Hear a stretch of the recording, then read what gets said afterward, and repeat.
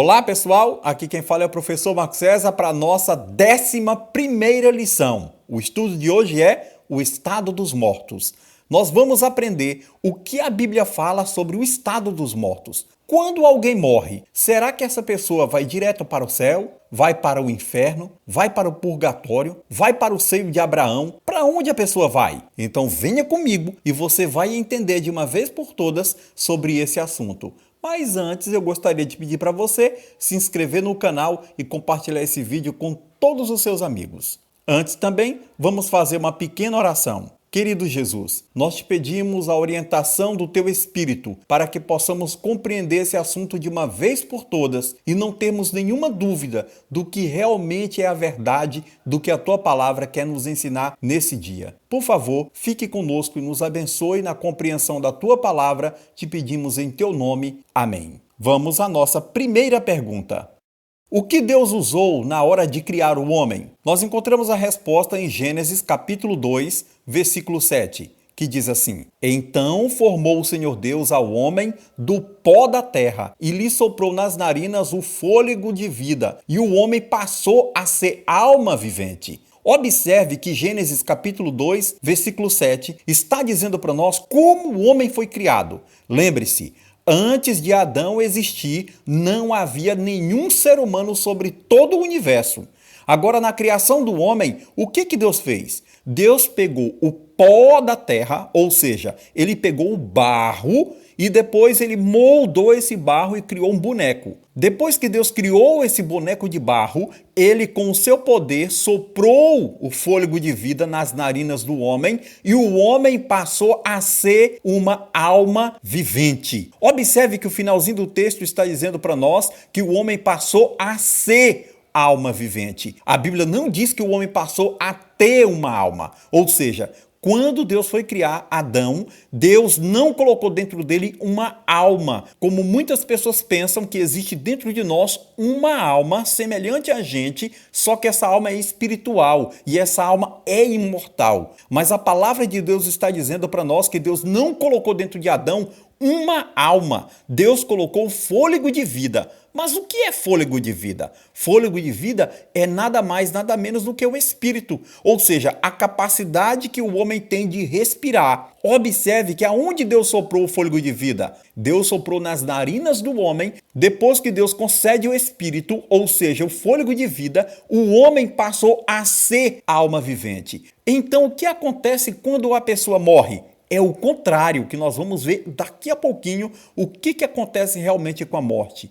Entendemos de que quando o homem morre, essa alma completamente deixa de existir. E você pode estar pensando o seguinte: não, mas esse corpo aqui, o nosso corpo, é o que morre, mas a alma é imortal. Venha comigo e vamos entender de uma vez por todas esse assunto. Mas, por favor, deixe com que a Bíblia fale ao seu coração.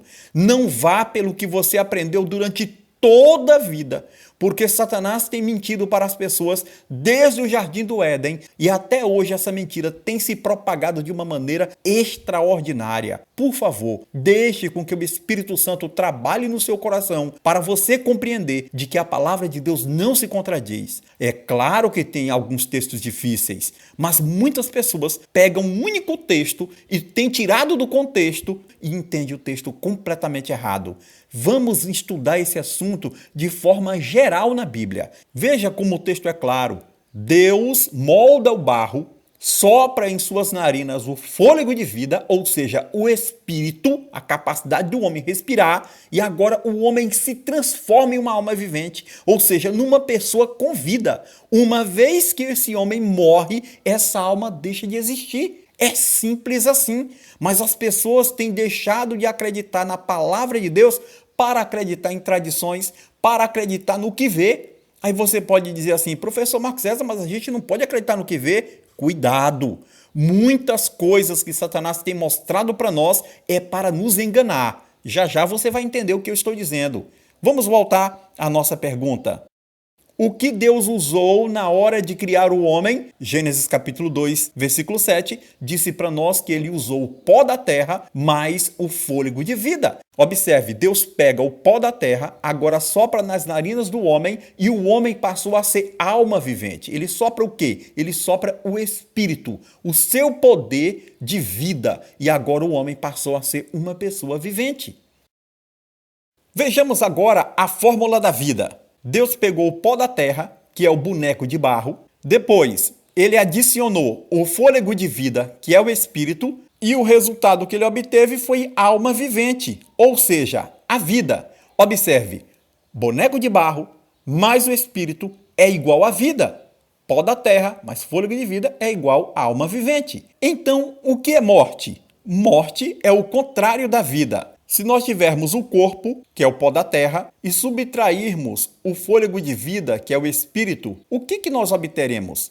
Nós vamos obter o cadáver, ou seja, nós encontramos ali uma pessoa morta. A Bíblia é muito clara. Lá no princípio, Deus criou Adão do pó da terra, soprou em suas narinas o espírito e o homem passou a ser alma vivente. Uma vez que o espírito sai desse corpo, automaticamente ele se transforma num cadáver. Ele não sai vagando por aí, passando de uma vida para outra. E você pode pensar, professor Marco César, mas eu tenho aprendido que quando a gente morre, a alma da gente sai vagando por aí. Não é verdade. Não acredite nessa mentira. A palavra de Deus é muito clara. Se antes não havia alma, agora também não existe. Porque uma vez que o homem morre, ele morre de verdade. Você lembra o que a serpente disse para Eva lá na árvore do conhecimento do bem e do mal? Ele disse, se você comer desse fruto, você não morre. E agora surge o Espiritismo dizendo para nós assim, olha,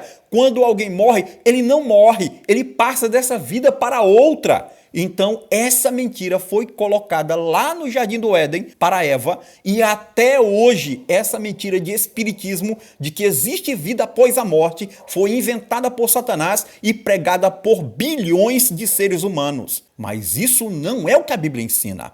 Vamos prosseguir, vamos para a nossa segunda pergunta.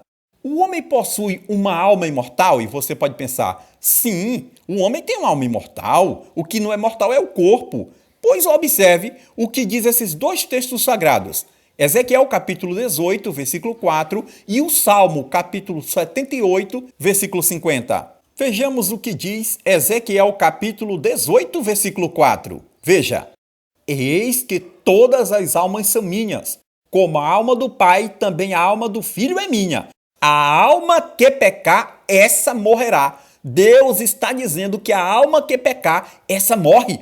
Não existe esse negócio de alma imortal. A pessoa que pecar, ela morre. E ela morre de verdade. Ela fica inconsciente. Vejamos agora o que diz o Salmo capítulo 78, versículo 50. Deu livre curso à sua ira, não poupou da morte a alma deles, mas entregou a vida deles à peste.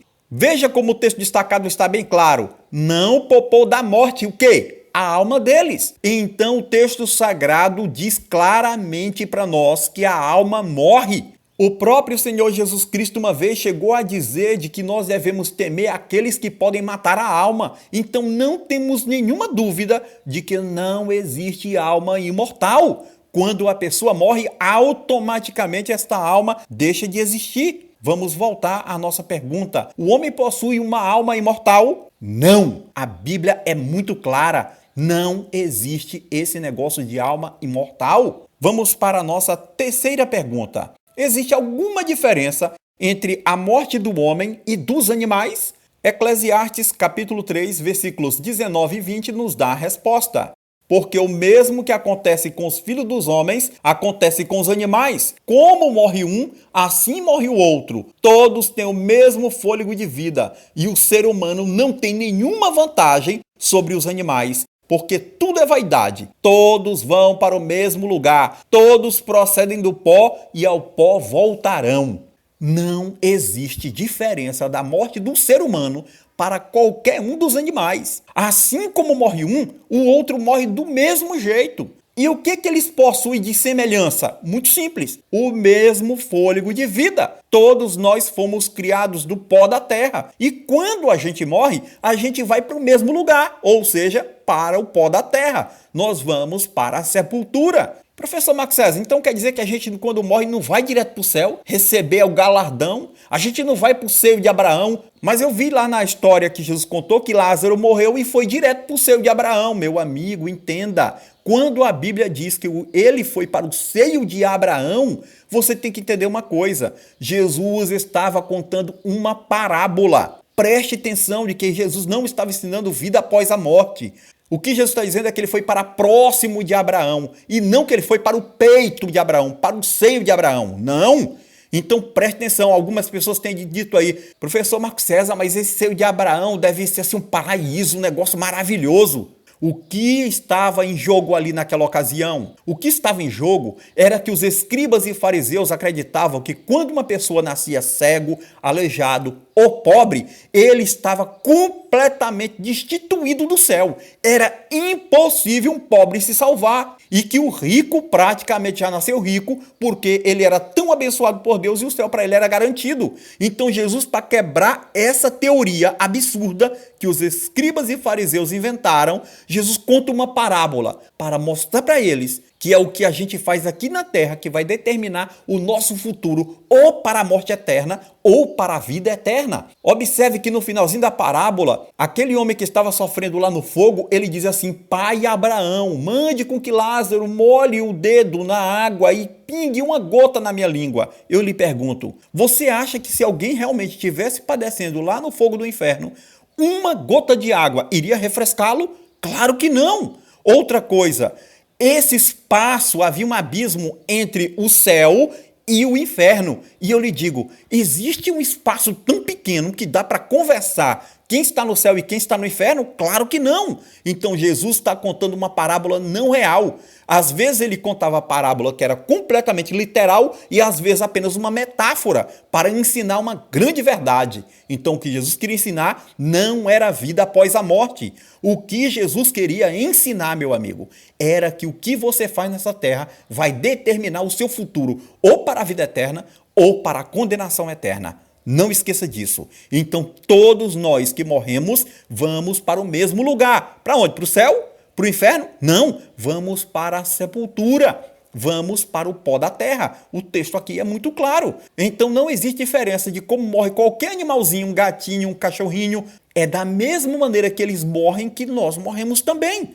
Eles têm fôlego de vida e nós também. Se nós pararmos de respirar, nós vamos morrer. Se eles pararem de respirar, também vão morrer do mesmo jeito. Vamos voltar aqui à nossa pergunta. Existe alguma diferença entre a morte do homem e dos animais? Não, pois como morre um, assim morre o outro. Todos vieram do pó e ao pó voltarão. Pergunta de número 4. Por que é impossível um morto saber de alguma coisa? O livro de Eclesiastes, no capítulo 9, versículos 5 e 6, deixa claríssimo de que os mortos não sabem de nada. Vamos ao texto? Eclesiastes capítulo 9, versículo 5. Porque os vivos sabem que vão morrer, mas os mortos não sabem de nada e não têm nenhuma recompensa a receber, porque a memória deles jaz no esquecimento. Agora preste atenção numa coisa. O que acontece quando o homem morre? Simplesmente o fôlego de vida sai dessa pessoa e ele fica inerte. Ele está dormindo o sono da morte, só que esse sono da morte não tem sonhos. Ele está completamente mergulhado no esquecimento. Tudo para ele deixou de existir. Então ele não sabe de nada. Como as pessoas ainda podem acreditar em vida após a morte? De que existe uma alma penada? De que eles precisam que a gente acenda a vela para eles? Do que a gente precisa orar para eles?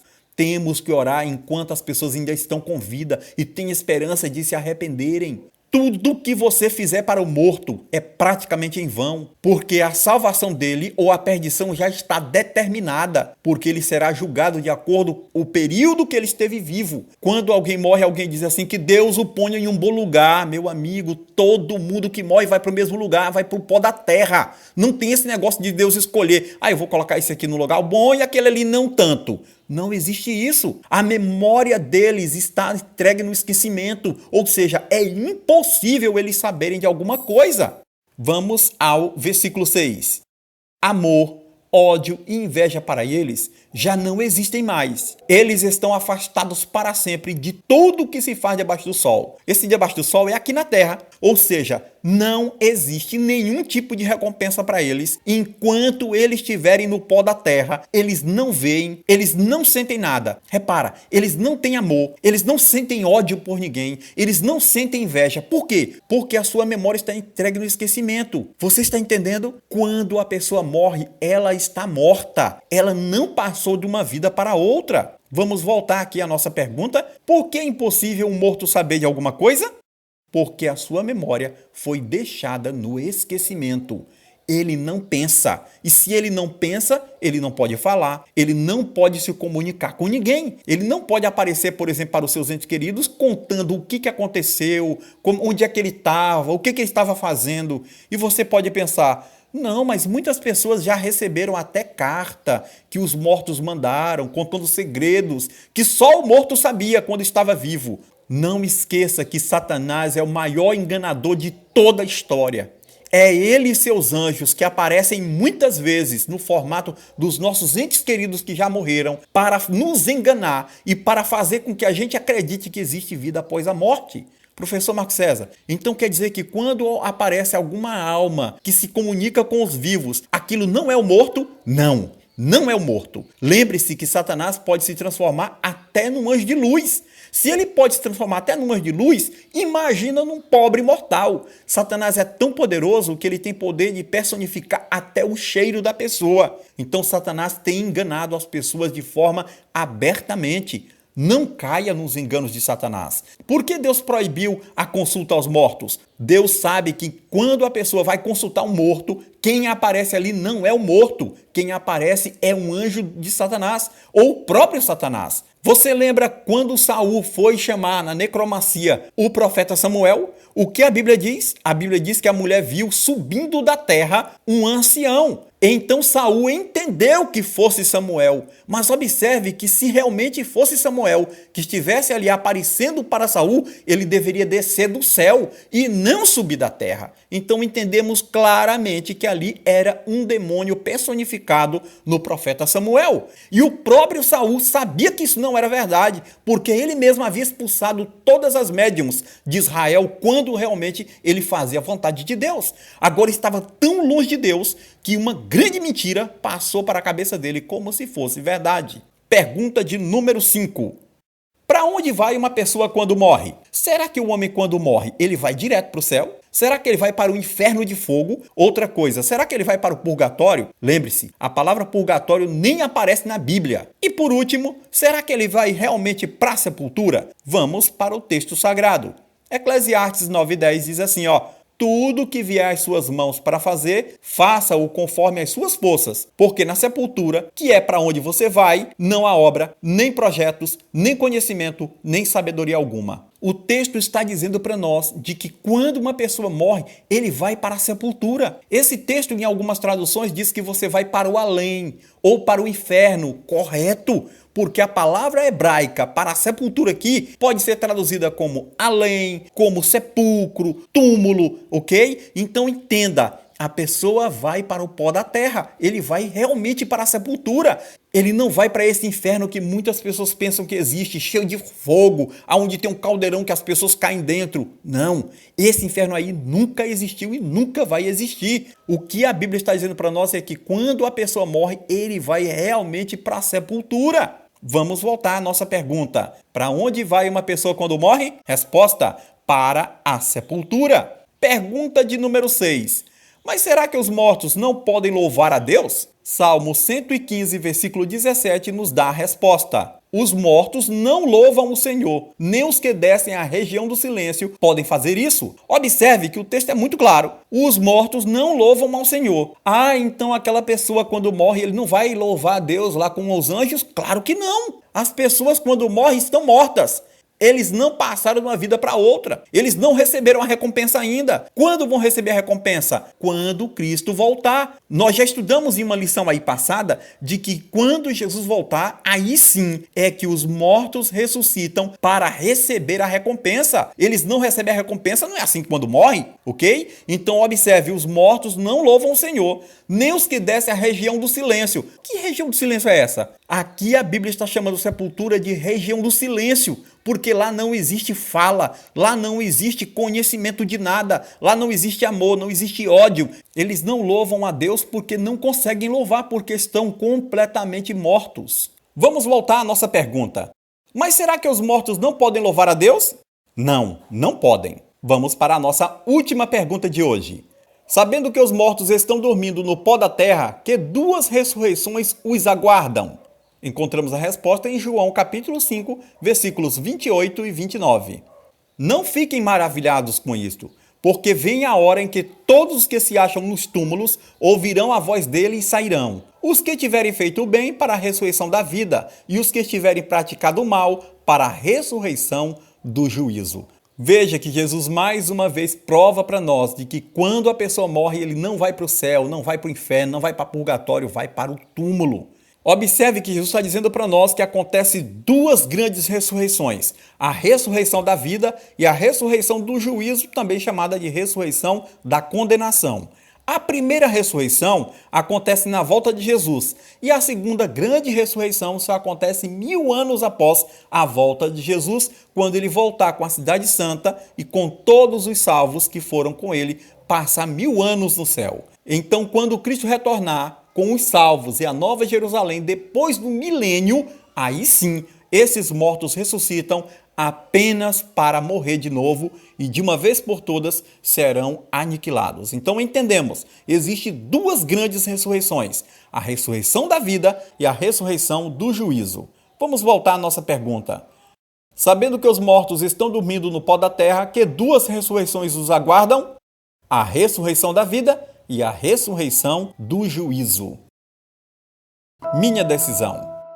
Creio que Deus é o autor da vida e que não existe vida após a morte. Creio que a esperança é Jesus e que por meio dele todos os justos mortos ressuscitarão na primeira ressurreição. Se esse é o seu desejo de estar preparado na volta de Jesus, então ore comigo agora. Querido Deus, muito obrigado pelo conhecimento da verdade. Entendemos pela Tua palavra, Senhor, de que não existe vida após a morte. Sabemos que Satanás está enganando muitas pessoas e muitas vezes nós mesmos éramos enganados, mas temos o privilégio de conhecer a Tua verdade através da Tua palavra. Por isso, Senhor, nós te pedimos, continue conosco, nos abençoando a cada passo no conhecimento da verdade. É o que nós te pedimos em nome e por amor de Jesus. Amém. O nosso próximo estudo será enganos perigosos, então não perca. Para a gente não cair nesses enganos, temos que estudar a palavra de Deus. Então eu lhe convido, venha comigo nesse próximo estudo e eu espero você. Tchau!